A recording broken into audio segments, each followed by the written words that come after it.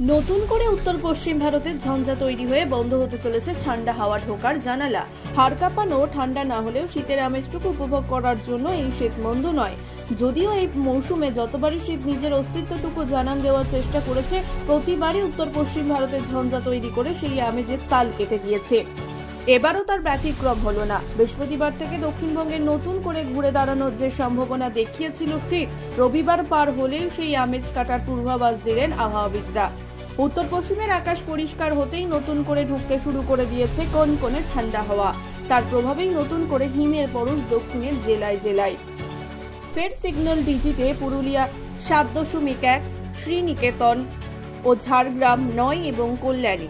শুধু দক্ষিণ কেন, উত্তরবঙ্গেও সমতলের মধ্যে আলিপুরদুয়ার ৯, কোচবিহার ৯.২ এবং জলপাইগুড়ি ৯.৪। কয়েকদিন আগেই আসামের ওপর তৈরি হয়েছে একটি ঘূর্ণাবর্ত। আবহাওয়াবিদদের একাংশ মনে করেছেন ওই ঘূর্ণাবর্ত উত্তর থেকে ঠান্ডা হাওয়া টেনে দক্ষিণবঙ্গের দিকে নামিয়েছে।